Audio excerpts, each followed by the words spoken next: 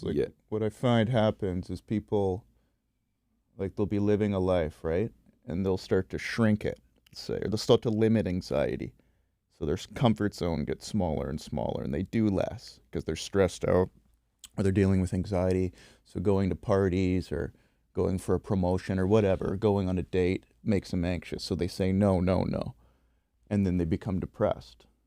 Maybe they're not on the verge of going to go jump off a bridge or something, but they're mildly depressed because they're just living this kind of passive life, protecting themselves from stress and anxiety, right? And so that's the more these things they say no to, and the more they withdraw, they become depressed. But if they're not able to confront their anxiety, they have a difficult time breaking out of that, if that makes sense. Right. And I guess when someone keeps doing that where they, decline, going hanging out with a friend Yeah. or going and doing things, does it almost, I guess, the person is aware of themselves being, a recluse and being withdrawn, and that also causes them to be depressed, as if what's wrong with me? Why am I Yeah. Why declining am I these like things? this? Why am I not going to these events, Yeah. going out with people? Well, it's tough with anxiety and depression, but like I work with a lot of men who are very anxious about dating, let's say. To go on a date makes them, 6 out of 10 anxious. And so they avoid it. And so they have the problem of anxiety, they have the problem of not being able to fall in love or, experience that aspect of life because their anxiety is blocking them. But then they develop the problem of self-hatred, because they go, what the fuck is wrong with me? My friends go on dates. I can't. I mean, they can. They have to work through it. It's not that they can't. But at this point in their life, they feel unable to. And then they start to hate themselves. And then they start to become anxious about being anxious and, resent themselves for not being able to overcome the things they resent about them. So it's like they double their problems and make things way worse and way harder on themselves. Were they always anxious about dating, or was it something that?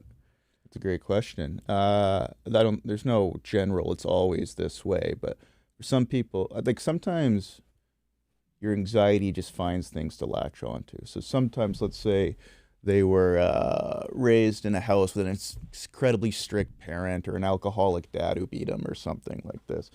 And so from a young age, their nervous system learns the world is not safe. And so their default setting is to be, let's say, 3 out of 10 anxious. Does that make sense? Mm, It's just if you grow up in an environment where you have to be on high alert because your dad might do something or your parents freaking out at you about every little thing, it's like you're probably going to develop with a nervous system that's a little bit in a fight or flight response most of the time. And so then when it comes time to go on a date or something, it's like their anxiety just latches on to that. They're anxious about giving a presentation in school. They're anxious about going on a date. They're anxious about going to their boss to ask for time off or promotion, whatever. so it's an anxiety. Is it anxiety over everything, or is it just directly interacting with someone else? That's what I was saying. Sometimes it's that, where they're just an anxious person and they probably have their reasons. They grew up in a certain environment that, caused that. And then sometimes they're not an anxious person, but they get their heart broken or some terrible thing happens or their girlfriend or boyfriend cheats on them. And now all of a sudden, they haven't worked through that pain. And so when it goes time to go on that date, boom, they get anxious or boom, they have a panic attack. Mm. Whereas before, 5 years earlier, they had no problem whatsoever. So it just really depends on the circumstance of the person's life. It's never, oh, it's always this or it's always that. Right. Yeah. Okay. So I guess was one of the things I wanted to get into was, I guess you kind of already answered it a little bit. Does anxiety lead to depression, or depression almost, when you get depressed, you get anxious about being depressed, and then it's like a perpetual cycle. In the Yeah. end, it's a cycle anyways, Yeah. but is it almost one causes the other, or is it interrelated? It could be both, or it could be either. Something I see a lot of is if someone's living in a prolonged state of negative emotion, let's say. So let's say you have generalized anxiety, meaning you wake up in the morning, you feel anxious, you go to work, you feel anxious, you're living in a heightened state of anxiety. What seems to happen is that's not sustainable, like just physiologically. You can't just be, having cortisol secreting your brain. At some point, your body has to shut down. So your body starts to shut down, right? And so you're still anxious, unfortunately, but it's like it shuts down your emotional range. And now, like most people with depression aren't overwhelmingly sad. There's sadness there, but it's not like most people with depression, I find, who I work with, it's that they don't feel much of anything. It's like their emotional range has been squished down to that, right? And so they wake up and they have no positive emotion or very little positive emotion. They have very little enthusiasm. So there's nothing really pushing them forward in life. They get up and, fuck, I got to take a shower. I got to go to work, right? And so they get stuck in that kind of emotional state. And then it's very hard for them to go out and do things because they simply don't want to. There's not, like today I came here, I went, okay, cool, I'm going on a podcast. That'll be fun. And so there's positive emotion pulling me forward towards that activity. But if I felt nothing about that, I wouldn't be here. It'd be very hard to get myself in a car and to drive here and to sit down with some guy I don't know to talk about these things. Right. Yeah. Do those people also feel anxiety or at a very low? Oh, they feel it. Yeah. Yeah. That's what's unfortunate. Everyone feels anxiety. That's one emotion that doesn't really get numbed unless what happens is when people feel a lot of anxiety, they stop doing things that their anxiety is associated with, right? Mm. Stop socializing, they stop whatever, they say no to things and just kind of try and shrink their world as much as possible. This is an extreme example, of course. Not everyone dealing with anxiety does this. This is... Right. Yeah. It's such a contrast. It's crazy with depression and anxiety because the whole ethos of depression it's like a deflation. It's as if you're... Like you said, it's the range of emotion, it's so little, but then there's a part of you physiologically where your heart's beating so fast and, there's times where for me, I feel it in my chest. Yeah, me too. And you know what, man? It's so crazy. Like there's days when I wake up in the morning and within 10 minutes, I'm already telling, oh, it's one of those days. Yeah. And for no reason. And that's the thing. Like, for me, there's no one, I can't pinpoint one thing that happens where it would make sense. Okay, so this is what's going on. That's why I'm feeling anxious. Yeah. It's almost as if I'm just in this constant, perpetual state of anxiety. And that's when it gets terrifying, when you can't really put a reason to it or no rhyme or reason. Yeah. And it just it's frustrating too because I tell I'm very open about it and I talk to my friends about it and they know I'm an anxious guy and they support me. And recently I was talking to one of my buddies. It was probably last weekend. It was a Saturday or it was a Sunday, and oh man, it was just such a terrible day in terms of anxiety, and I just couldn't name it. I told my friend we were hanging out, and I asked him, man, like, do you ever get anxious for no reason? And he said, no, I don't. That's not a thing for me. There always has to be something that has happened, maybe at work, with his girlfriend, whatever, that's caused the anxiety. Yeah. But when you have no reason to feel anxious, it's well, what I've noticed personally and professionally as it can start to happen is if the more anxiety you have and it starts to negatively impact your life, you get to a point where you just fucking hate being anxious. You just absolutely hate it, right? And so as soon as you get anxious, you start to become anxious about being anxious.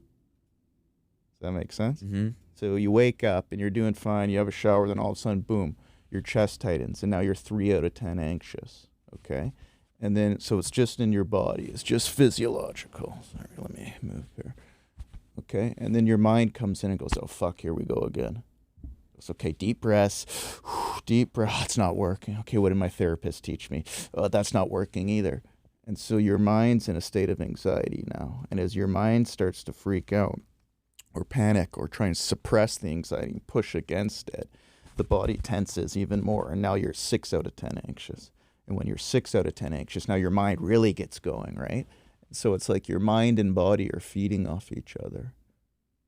So what you have to, and this won't solve all your problems. This isn't a magic trick that's going to make anxiety completely disappear from your life.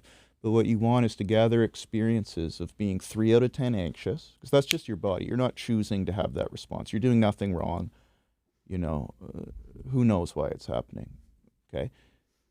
So you're 3 out of 10 anxious, and you want to gather experiences of using your mind to keep you at 3. And maybe if you're lucky, it goes down to 2 or 1.5, right? And as you gather those sorts of experiences, your mind calms down a bit. It starts to feel as though you have the capacity to not control, but work and support your anxiety. And so you'll no longer be anxious about being anxious. You'll still be anxious, right? But you won't be anxious about being anxious. And that's the key. So bottom line, you just have to accept that anxiety is always going to be there, essentially. Because one of the things I sometimes think of I'm always thinking, one day maybe I'll get rid of this anxiety. Well, one day you'll get rid of it, or you won't like human beings have evolved to be anxious, right? So your life's not going to be completely free of anxiety, or else we'll be dead. Yes, but you can get to a point where it's not, consuming your life and you're waking up every day. I hope, if you don't mind me asking, have you ever taken medication for it? Yeah. Did you find it worked? I'm on it right now, actually, and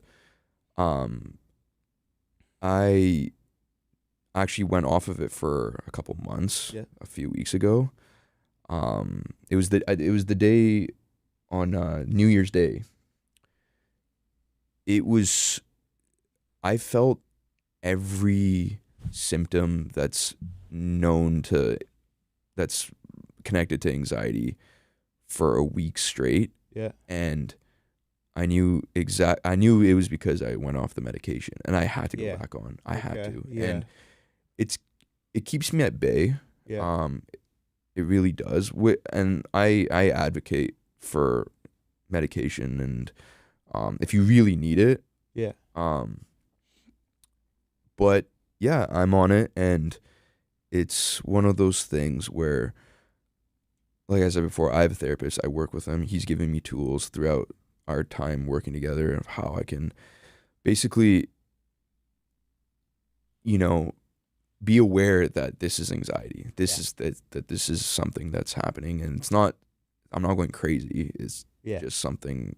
And one thing he says that actually brings me at peace is anxiety is actually your friend. Because I don't know if you can agree with this, but anxiety is actually there to protect you. Mm-hmm. So the example he gives, when you go into the forest and you're by yourself and you hear like a tree branch crack or something in the bushes, you think it's a fucking bear coming at you, right? That's anxiety, and that's something that's trying to protect you from danger. Yeah. Right? It just it becomes an issue when the anxiety comes up when you're just sitting down watching TV. Yeah. Yeah. Right? So, but then that also gives me anxiety, because when I am sitting down watching TV or eating dinner and I start feeling anxious, I ask myself, okay, so what is my anxiety telling me? Why is it coming up? And then when I can't find out, when I don't realize what it's for, it fucks with me even more. Well, a lot of times anxiety is caused or contributed by overthinking, right? And so you get anxious, and then your intellectual mind tries to figure out why you're anxious and figure out how not to be anxious.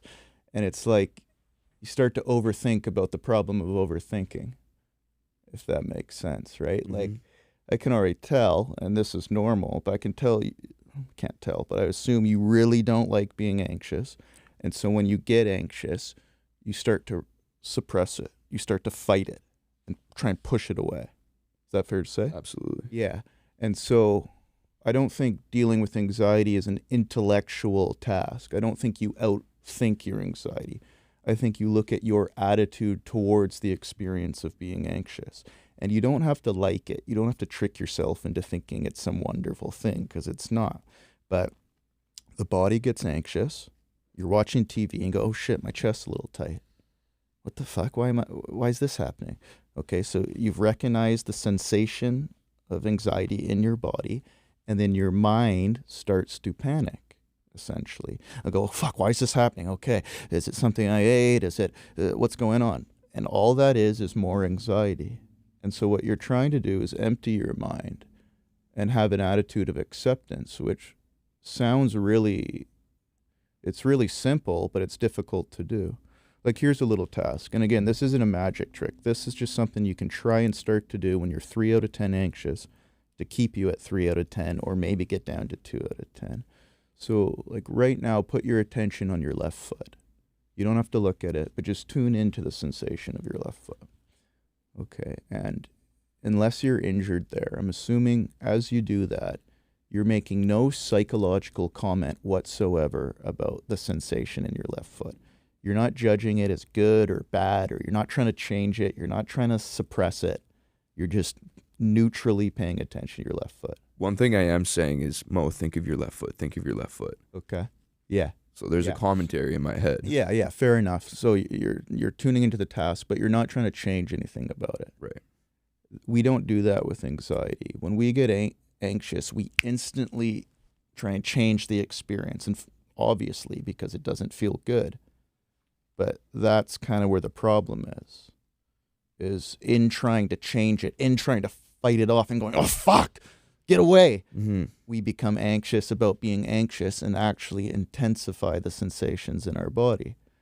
So again, it's not about some cheesy kind of positive affirmation where you're trying to trick yourself into liking the experience of anxiety.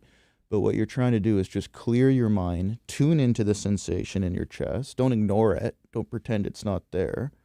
Tune into it, but try and do it in the way that you just tuned into your left foot. And then the physiology will start to calm down on itself. And it might take a few minutes or whatever, but the body will start to settle. It's the mind and all the commentary and all the suppression and all that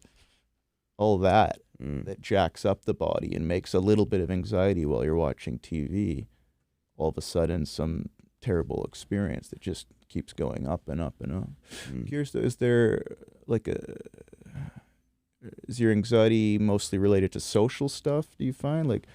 Or is mostly, it mostly. I mean, and yet you do a podcast and invite, that's kind of cool. Yeah, I mean, it's, I think with social media, man, and that's another thing I want to get into. Do you find men in their mid-20s to, late 30s are becoming more anxious and depressed because of a societal standard that we've put on what a man should be accomplishing at a certain point, or a direction? Like, are there any implications that would suggest that men are becoming more anxious because of that? And yeah, I'm sure I could tell you that is a big part of my anxiety, and it's at times made me feel that I'm not worthy enough, no matter how much I am doing, Yeah. no matter how many episodes I make, no matter how much money I make on the side, how productive I am. I just still feel like I'm not living up to this expectation, or I'm still not. There's something I'm chasing after that's actually not there. Yeah, I think, my opinion on it, I think that's part of human nature. I think most people, some people more so than others for sure, but I think feeling not good enough and like you're not making the most of your life and you're not where you should be, I think that's been around for a long time. I think social media probably highlights it for people, but I don't think social media is the cause of that, right? I think that's how humans are wired. So we were going to feel like this regardless of social media. Yeah, yeah, that's my thought. And you can see how that mindset in some ways could be beneficial, right? Now, people take it too far. It sounds like you've taken it too far. Mm-hmm. But you can see how feeling as though you're not quite there and you have more to do propels you forward in life, right? So it's a functional thing.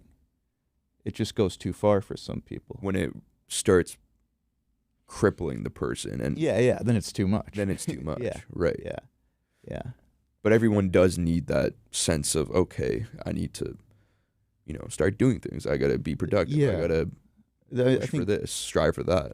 I think very few people, especially in your 20s, very few men or women feel as though they're good enough. And yeah, I got this. I got this life thing figured out, and I'm kind of right on path, and I'm just the way I want to be,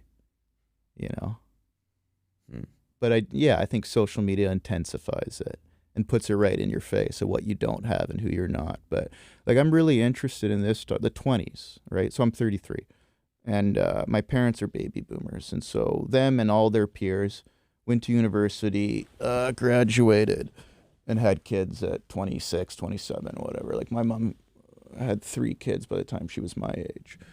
And this generation isn't really doing that. And so the 20s, there's this like 8 to 10 year span that previous generations, it was just a completely different experience. Like again, I'm 33, and my mom had me when she was 33 and my dad was 35, right? And so that's what they did. They spent their 20s and 30s and going to work, paying the mortgage and raising their kids. Mm-hmm. And now Starting a family. Yeah. And that's all good stuff. That's beautiful, but that just doesn't, our generation, how old are you? 27. Yeah, okay, so we're basically the same generation. Our generation's having kids in their mid-30s, early 30s kind of thing, or even later, especially for men.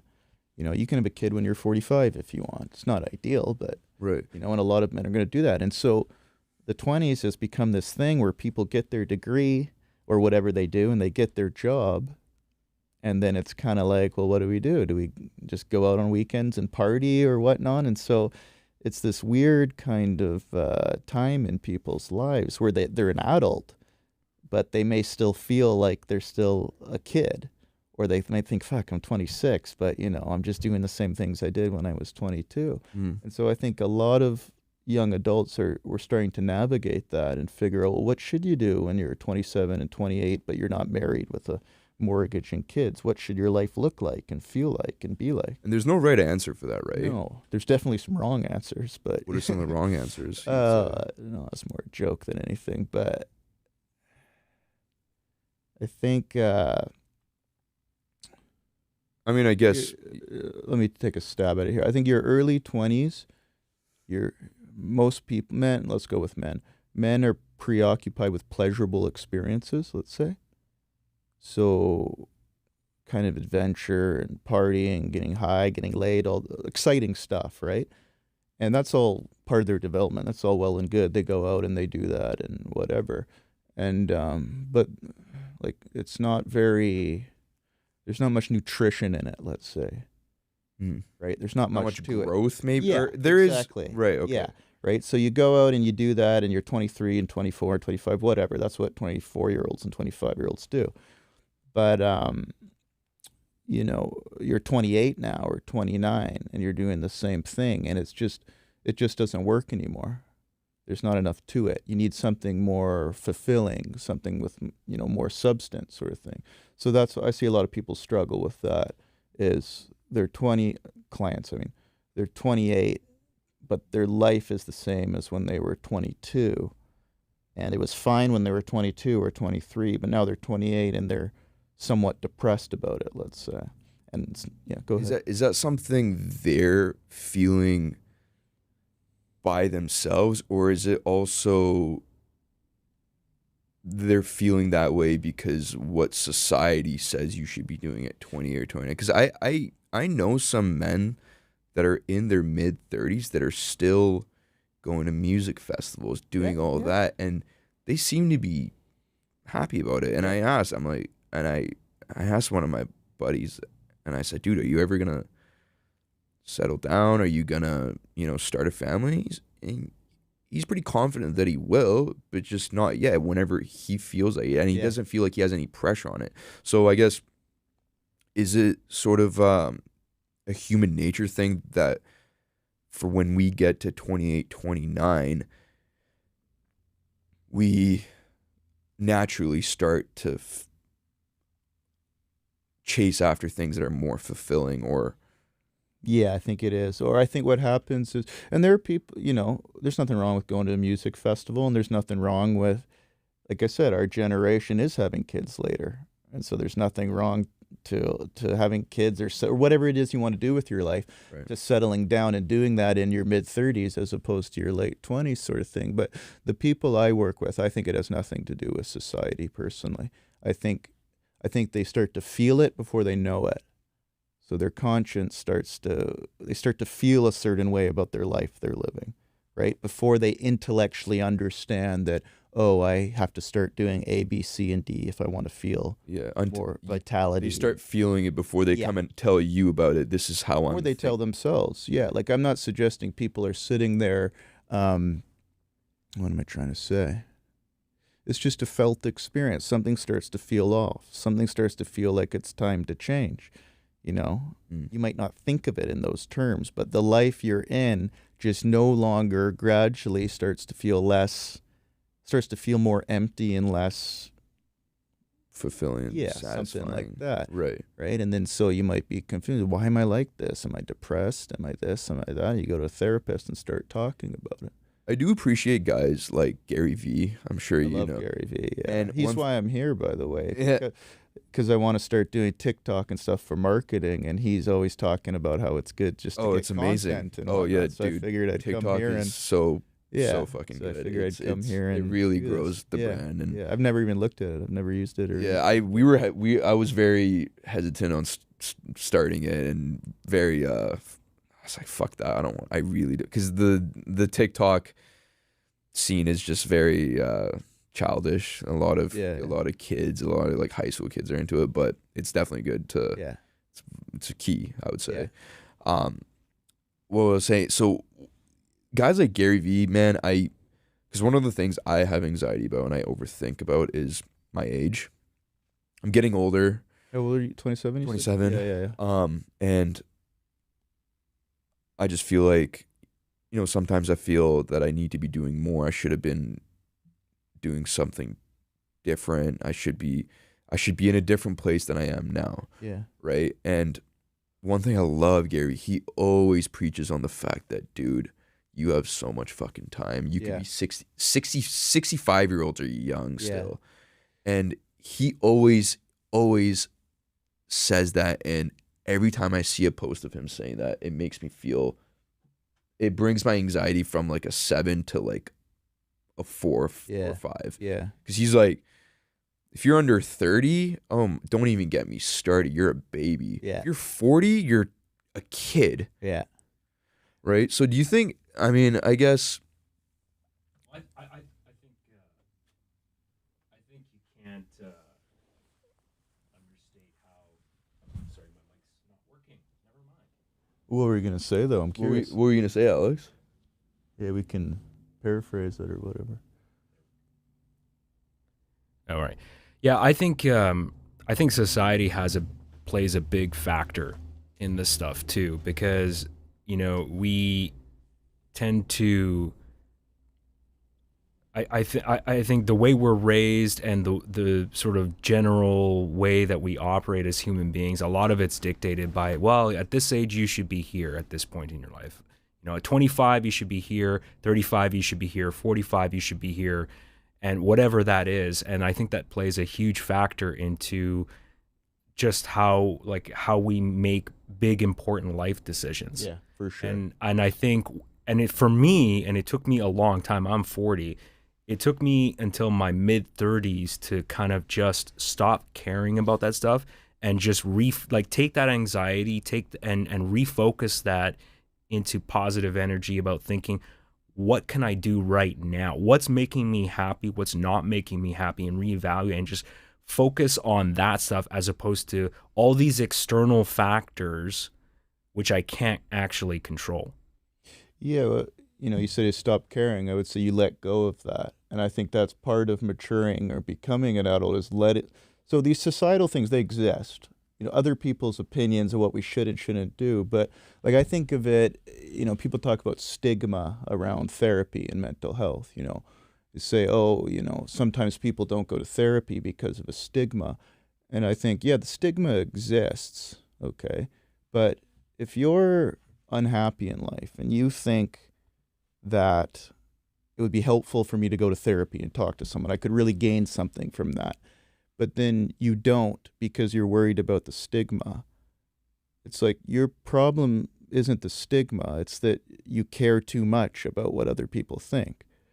Don't get me wrong, I care what other people think too. I'm not saying I'm immune to any of this stuff, right? So yeah, stigma exists, but it's still, you're in a place where you're making big decisions based on what other people are thinking about you. You see what I'm saying? Mm. And so it's about letting go of that sort of stuff when you get older. It's caring less about what other people think about. I know that's easier said than done, of course. We're wired to care what other people think about us. But that's what I like about what you said, Alex. It's that you reached a point where you just kind of started let going. But Alex, is it something, would you say it's just based on life experience? Like, is there anything I could do to get over that right now at 27 rather than waiting till 35? Well, I mean, I'm probably the wrong person to give advice on this because I only know what worked for me. And for me, it was just time. Yeah. That's all it was. Would you say it's just time too? For me, and very quickly here, I decided that I wasn't happy. I worked in tech for the better half of my life, about 15 years, and I decided I wasn't happy doing what I was doing.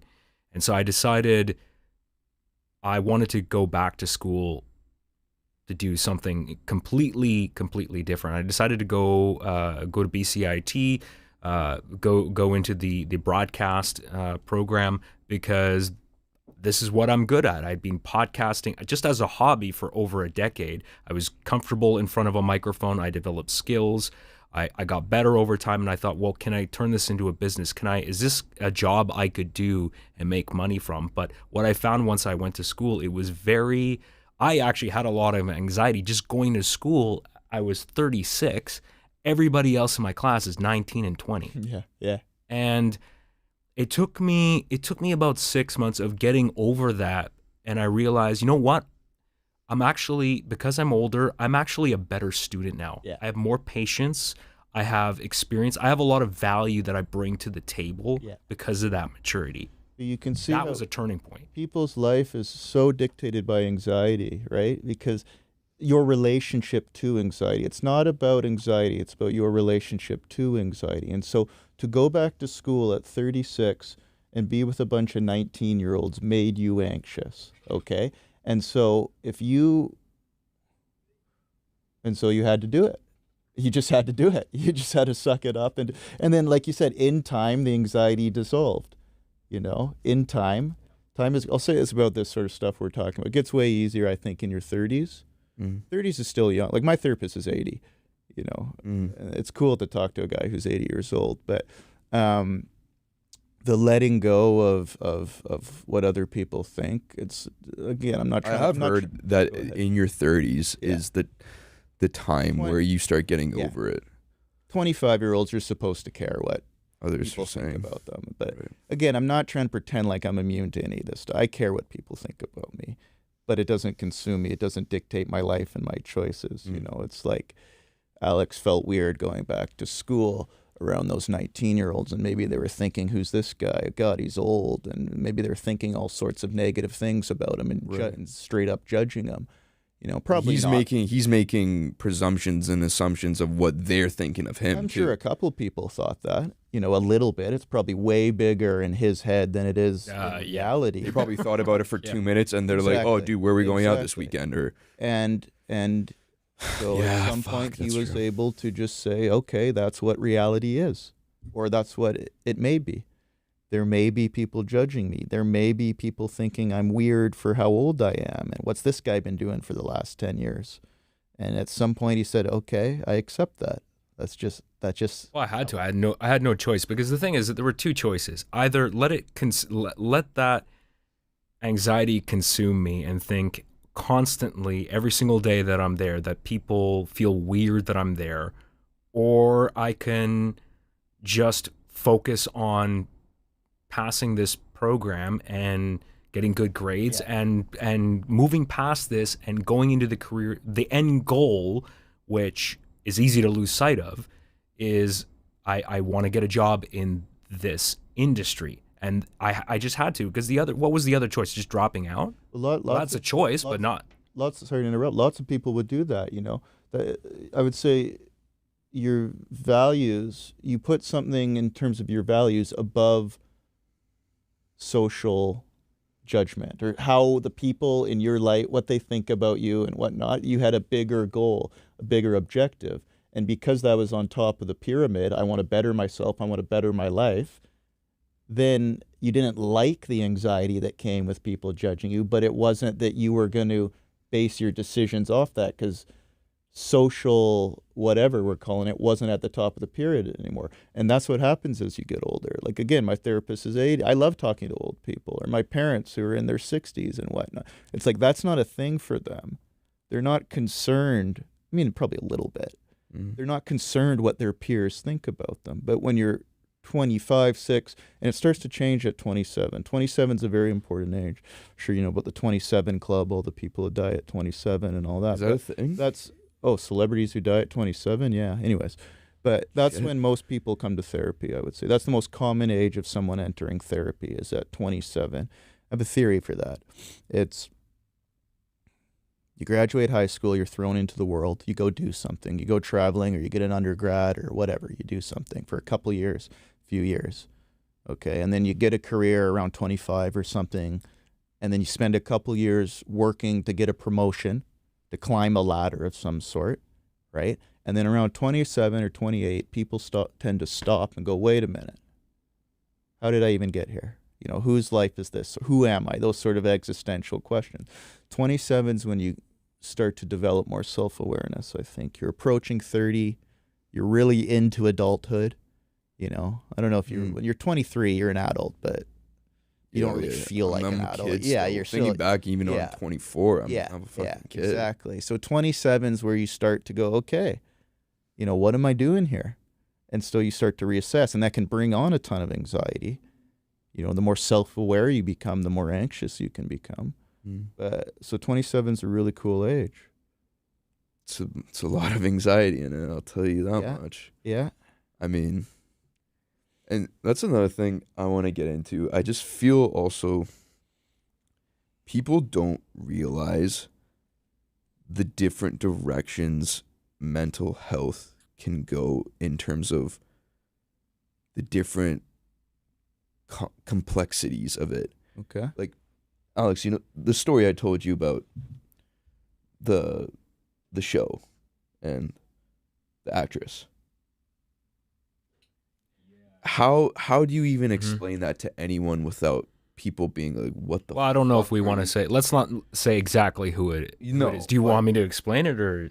I mean, I can explain it. Well, I just won't name the person. We had a conversation, Mo and I had a conversation about, I'll let you go. I just want to, like, my point of even bringing that up is that's something that really fucked with me for a few weeks.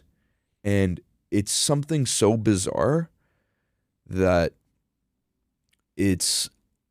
I've only talked to my therapist and a very select few of my close friends. And even they're kind of trying to wrap their heads around it. Like, okay, I see where you're coming from. I still don't really understand it. Without getting specific, can you just give the listeners just a bit of context so they understand what we're talking about here? Should I give a bit of context? I almost don't even want to talk about it. Don't mention the show name or the name of the actor. Just I want to hear very, very generic. So you want me to talk about what? Well, I mean, if you've already said this much, so people are not going to really understand what you're talking about. You have my curiosity. Around 5-6 years ago, I went through a very traumatic event. Okay. To keep it short, this show that I watched,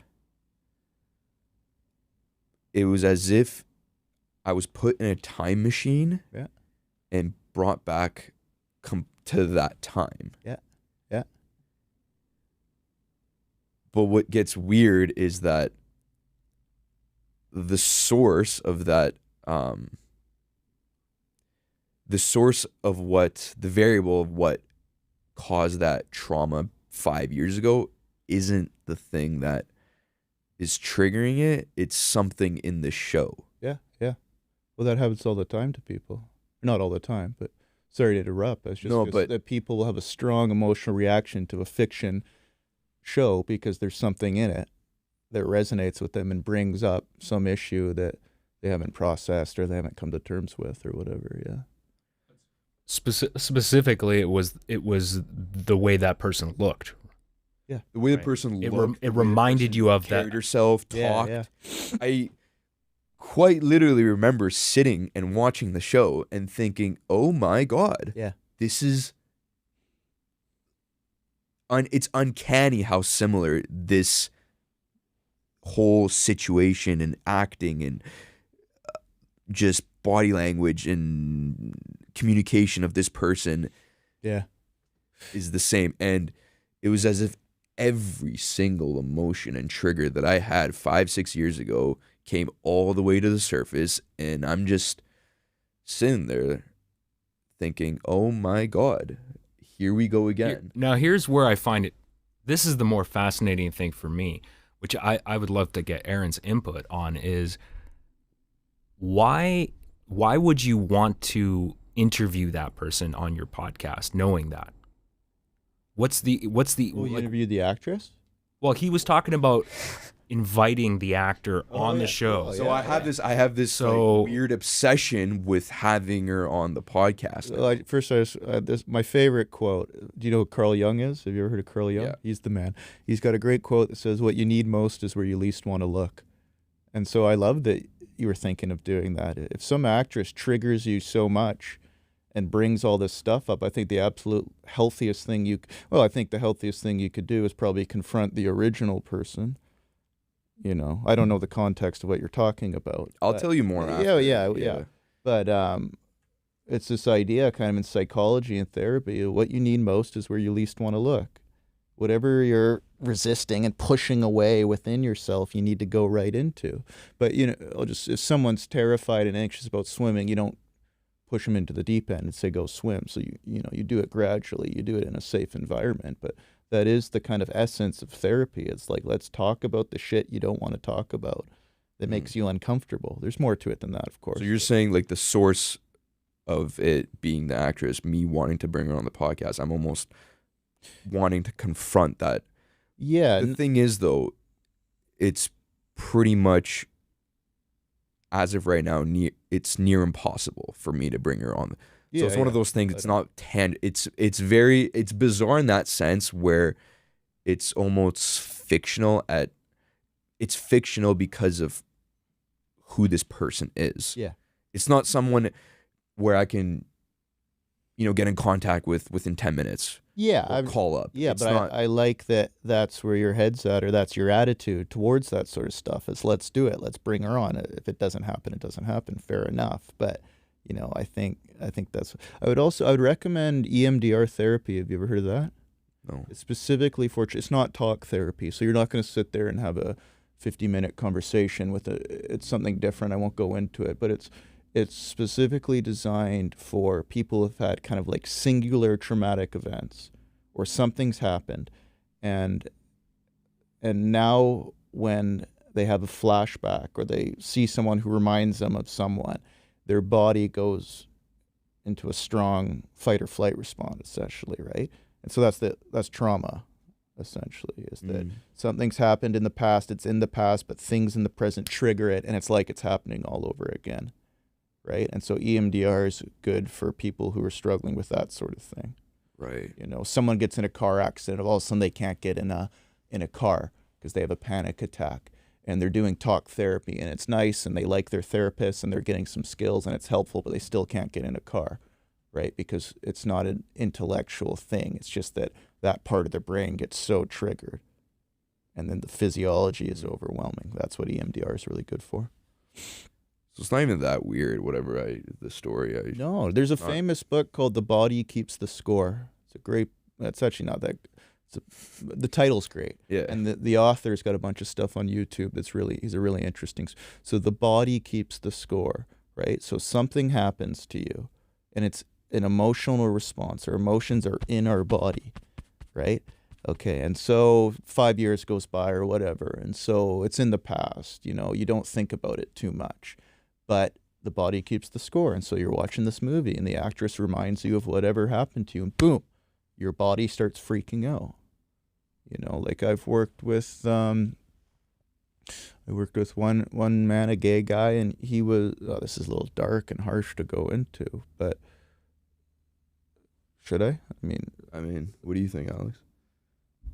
Yeah, I mean, if you feel comfortable talking about it, we're very broad and sharing. Okay. So he was raped at a young age, right? And so terrible experience, and he found that when he would now he's when he has sex, about half the time he has a panic attack, right? The body keeps the score, and so it's screwing up his life. He's having difficulty, you know, falling in love and holding a relationship because sex is a part of that. And, you know, so years have passed. He knows intellectually, he knows it's in the past, and he's with his boyfriend, and he knows he's safe. He knows this guy's not going to hurt him. But they start to get intimate, and boom, his body goes into fight or flight response. He can't control it. Well, that's what we work on, but right. It feels that way, you know. And so it's not an intellectual, logical thing. That's what one of the things I've learned doing my job is it's not all about logic. It's like people have a logical brain and an emotional brain, and we're identified with our logical brain and our conscious stream of thinking. But a lot of the choices we make and the things we do aren't about logic. They're emotional. And so, anyways. As a therapist, do you use a combination of emotional, mental tools and physical tools? Like, are there or exercises, I should say? Are there any physical exercises that you have to do in order that it's part of the process to recovery? For anxiety, well, it's not me.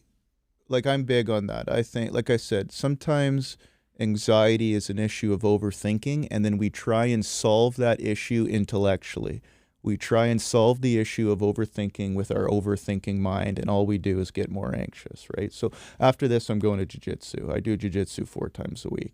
It's impossible for me to feel anxious when I leave jiu-jitsu, right? And it doesn't have to be martial. It can run. So physical stuff, absolutely. It sounds cliche and overly simplistic, but, you know, like I would say that for you, Mohammed, if you're waking up every day feeling anxious, I don't know if you do or not, but I would find something that makes you sweat. I'm doing boxing. Cool, yeah.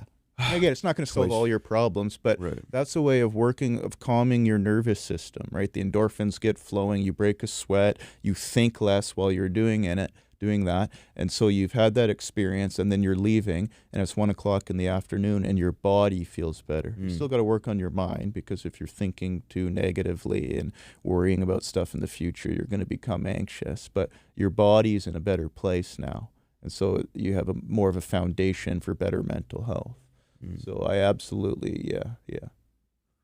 I definitely feel like I have a combination of OCD and ADHD. And one thing I want to talk about, I fucking hate when people throw around different diagnoses. Oh, I have ADD, I have ADHD. You don't. I have OCD. You don't. Mm-hmm. Trust me, you don't. Mm-hmm. And the traditional idea of OCD in particular, where people are like, oh, I'm so OCD. I have to have this thing so clean, this so tidy. I have to, wash my hands and I'm such a clean. It's part of it, but would you say there is a whole nother world of OCD where people have no idea about? And I can give you examples of. Oh yeah. The worst. Well, I think people with OCD, the reason people say that is because everyone can relate to some extent. Everyone knows what it's like to have your mind tell you to do something and feel as though you can't not do what your mind tells you to, right? So that's not just a little bit of that. You're right, isn't OCD in the true sense of the word, but people can relate to the struggles of someone with OCD. But yeah, the word, I would say the hardest. So I don't really I don't take a lot home with me. I'm just fortunate. I have no strategy for that. Like when I talk to people all day who are unhappy or depressed or terrible stuff, and I care about them and I empathize with them, but I don't take it really home with me somehow. But the hardest thing I've ever worked with would be OCD. Mm-hmm. I've worked with a couple people who it's just fucking brutal. It's something that you can't really understand why the fuck it's happening. Again, it's not logical. It's not about, like, we try and understand everything logically. Our default is try to understand our mental health issues through the lens of logic, and a lot of them have nothing to do with logic. OCD is not a logical thing. Wow. Keep going though. So I want to give you one of my experiences from a really young age. And I remember this so vividly. It was around, I would say I was 8 or 9, grade 2 or 3. And I remember it was an assembly with all the kids. We're going in, we're walking. And I remember exactly where I sat. We walk in, we're sort of at the back because I think we were the older kids, and the younger kids sat at the front. And I remember, I don't know who was talking. I think it was probably a principal or a teacher talking about something random. It wasn't anything. And we were all kind of just like not paying attention, getting distracted, whatever, like kids do. This sounds bizarre. In a moment, I don't know what happened, but I started fixating on my blinking. Yeah. Oh, yeah. Dude. Yeah, no. And I started blinking continuously. And as a kid back then, I thought to myself, what the fuck is going on? Yeah. I couldn't control it. So now I'm trying to, force myself not to blink, but my eyes are watering now. Yeah. Oh, yeah. So...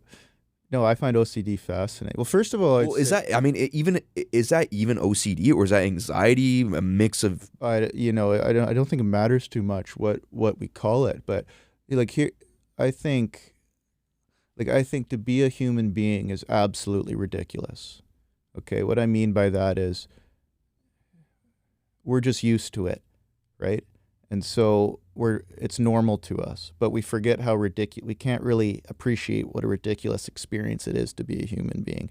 And then for whatever reason, sometimes for some people, they get a little glimpse of how ridiculous it is, right? And so right now I'm talking to you, and I don't know how I'm talking.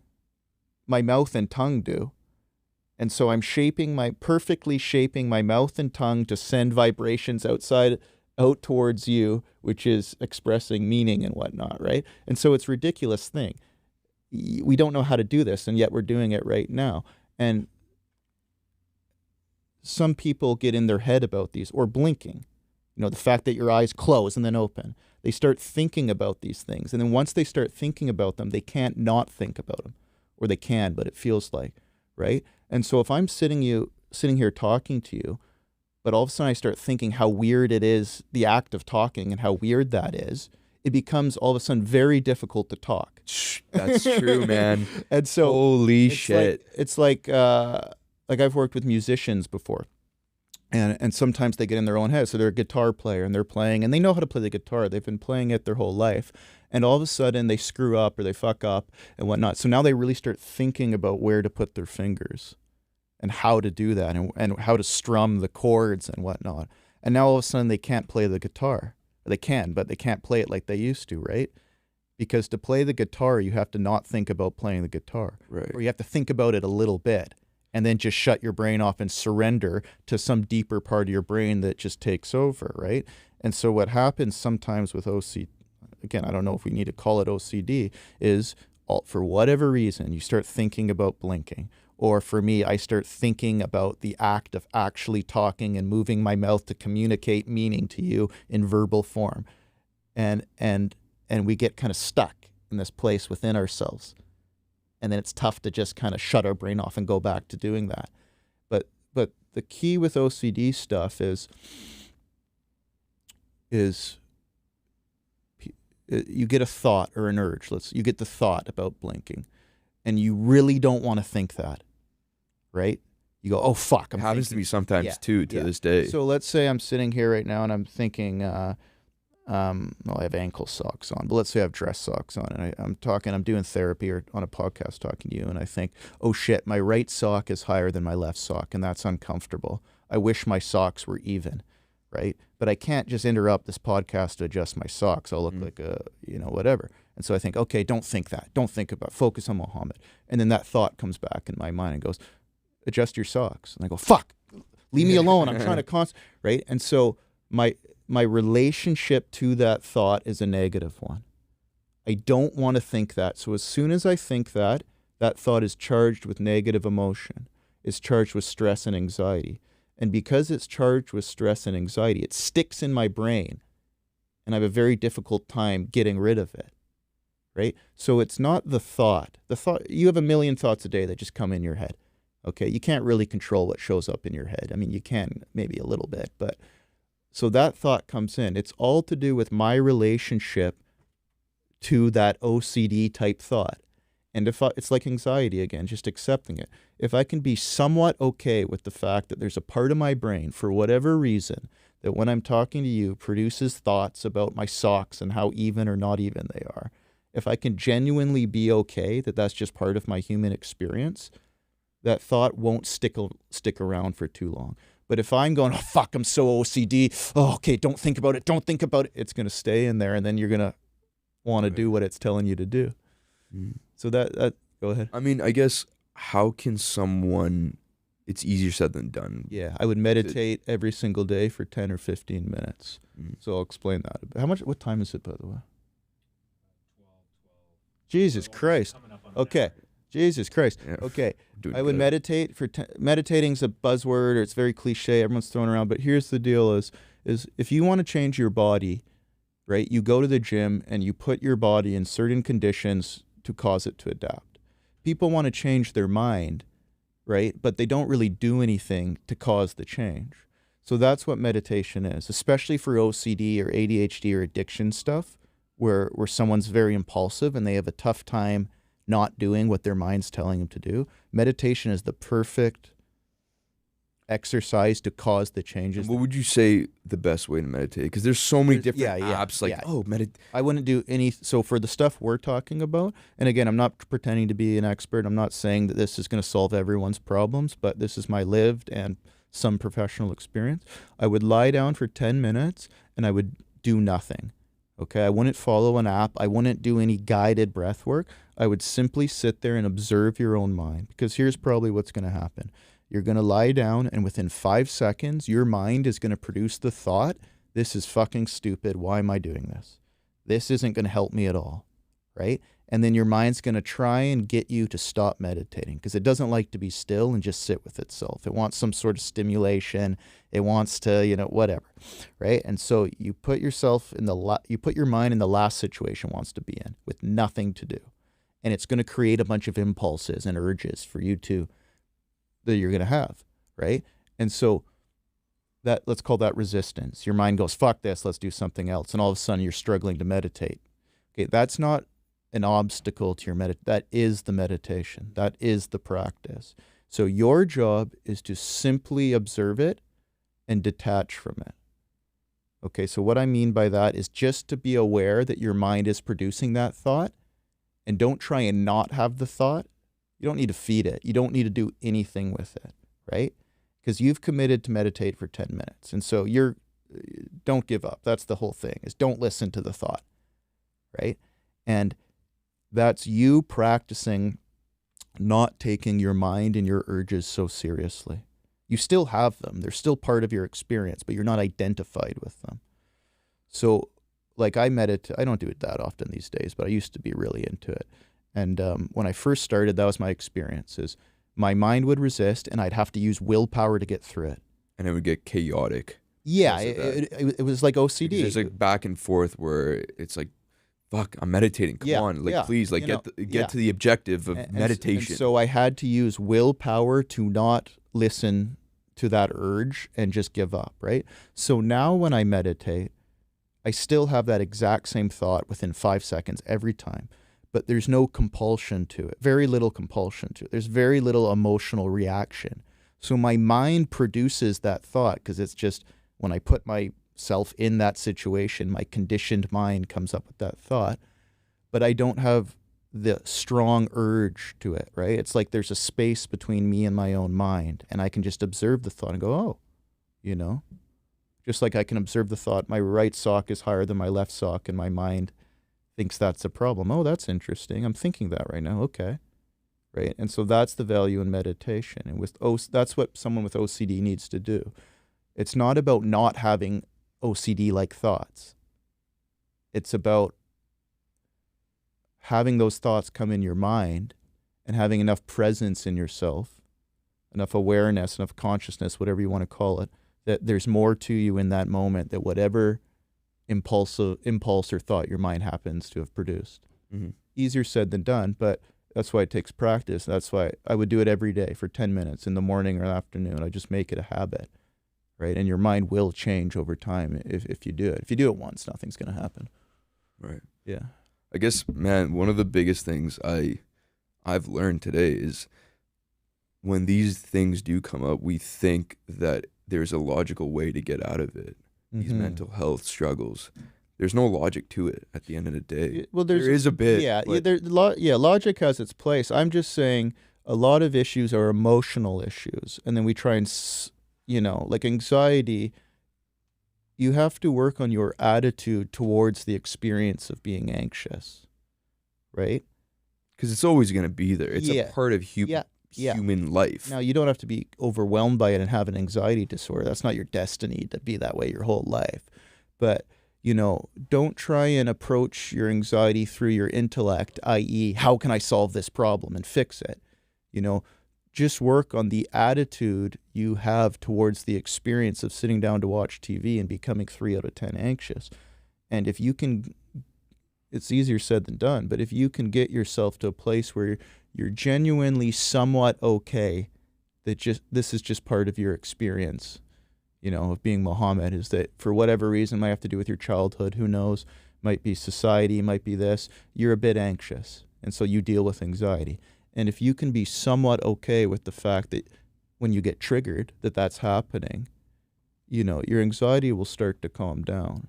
Mm. It's when you hate it, it's when you push against it and think you got to go out there and conquer it that you get stuck in it. I do feel that. Now, this is, again, I know it's easier said than when you're having a panic attack, that's a different experience. Just accepting that you're anxious isn't going to do anything when you're having a panic. You just need to go lie down for half an hour and let the adrenaline. Just a tsunami of. Yeah, there's just too much adrenaline in your system. You're not going to be, just detach and just observe it or whatever. But you can when you initially get triggered and you're 3 out of 10 anxious. Mm. Yeah. Man, I could go all day with this. Yeah, so man. could I. I got to hit the road here, though. That went quick. I appreciate you coming on, man. This was cool. Really good. We have to do it again. Yeah, we absolutely will. Absolutely. Cool. I also think it's cool that you're saying I deal with anxiety. It's mostly social and whatnot. But you have this podcast and you just message guys like me out of nowhere and say, hey, I want to come over and do this. So you have a lot of courage, too, Thank you. And so it's an interesting kind of, I don't know if it's ironic or what, that you're dealing with this stuff, but there's something in you that also confronts it.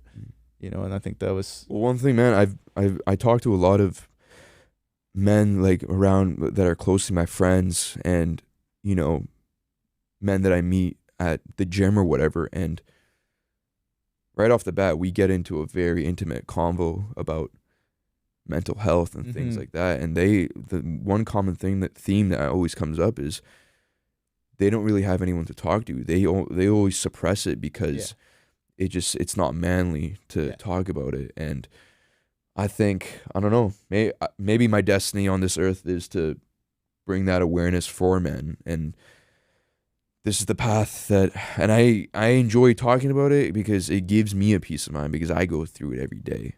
Well, you might be interested in learning about existentialism. Do you know anything about that? A little bit. I mean, I watched some YouTube it's like a videos about it.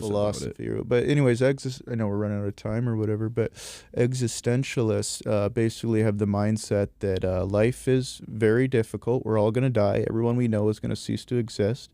We're in this neurotic human brain that's hyper aware of how we can be threatened and hurt and how we're vulnerable. And so the existentialists say anxiety and depression is inevitable.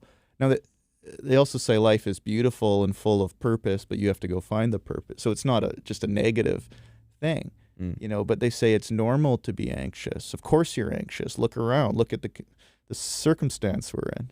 The whole concept of death is the most anxiety-inducing thing that could happen. So they say the human experience is, again, we're just used to it. It's all we know. So we struggle to see it objectively. But, you know, the human experience is one where we're alive and we know we're going to die, and we know that people are judging us and all this terrible stuff is happening, and we have to deal with that. And so we become anxious and depressed.